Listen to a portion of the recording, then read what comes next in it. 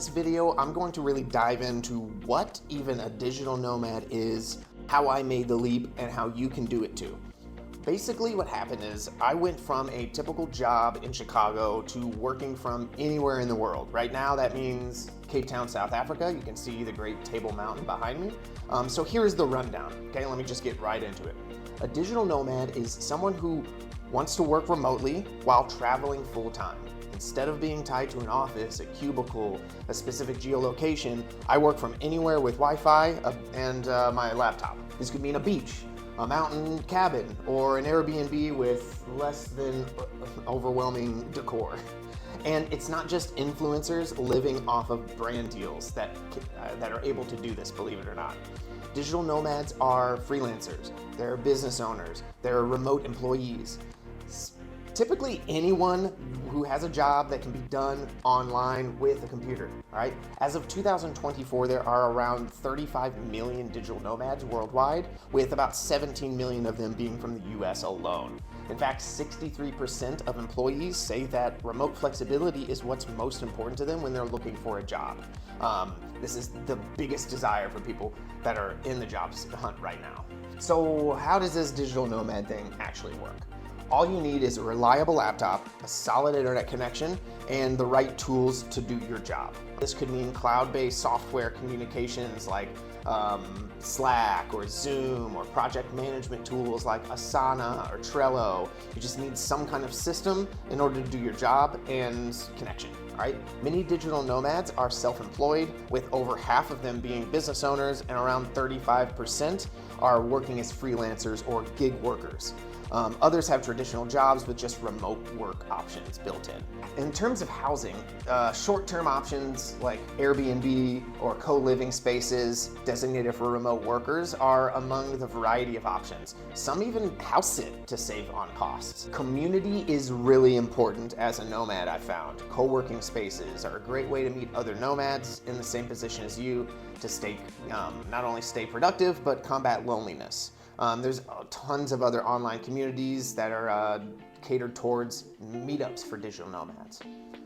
Recognizing the rise of remote work, many countries have been rolling out the red carpet for digital nomads. As of now, there are 66 nations that offer digital nomad visas. That's up from about 40 only a year ago. New Zealand, for instance, has recently eased their visa regulations, allowing tourists to work remotely for foreign employees during their stay, which is kind of a huge win. These visas typically allow you to stay longer than a standard tourist visa of about 30 to 90 days, and may have other requirements like proof of income, health insurance, clean criminal record. So why are so many people drawn to this way of life? Well, lots of reasons. Flexibility allows you to set your own schedule, choose your own workspace, travel alone. You get to explore new cultures, you get to eat new food, see landscapes. There's all kinds of perks. Cost of living. You could potentially lower your expenses by living in a more affordable country. Personal growth as well. For me, this was a big one. Gaining new perspectives and skills by navigating diverse environments helped. In fact, among Gen Zers and millennials, 77% look forward to the superior quality of life abroad compared to staying in the US. But it's not all sunsets and surf sessions, believe it or not.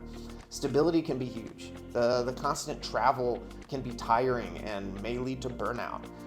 The lack of community, being away from your family and friends, can honestly get lonely.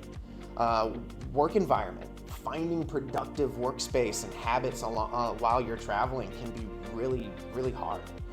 And the legalities. Navigating these visas and these foreign laws and regulations can be complex, but with the right planning and the can-do attitude, these challenges can be managed for sure. So as far as our story goes, real fast, for the past 10 years, I worked weekends at Apple, building this empire, building a company called Artistpreneur, which is a business that helps creative freelancers and educators take their skills from in the classroom to online. My goal for this has always been freedom, right? I wanted to get away from the day job.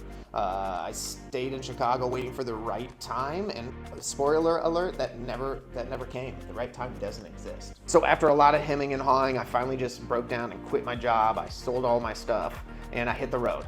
And I didn't do it alone though. My business partner and friend Willy had already spent a year traveling full time, working with our company, hopping around places like South Africa, Mexico, Colombia, and even Antarctica, believe it or not. And that's exactly why we started this channel, the Digital Bromads, because we're two friends, two business partners, traveling, experiencing this life together, working remotely, and figuring it all out as we go, to be honest.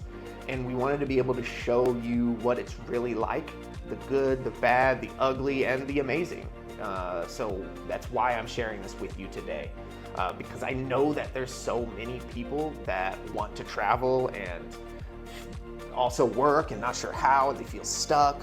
Maybe you're just scared, maybe you're unsure of like how to navigate it. Whatever it is, you're in the right spot here. This is exactly why we created this channel, to help navigate that world and give you the most information to make you have the best decision possible. So that's why I did this, to break down all the myths, to show you the ups and the downs. And if that sounds like something you're interested in, you've enjoyed this video so far, I really encourage you to please consider subscribing to watch more videos, and I'll see you in the next one. All right, see ya.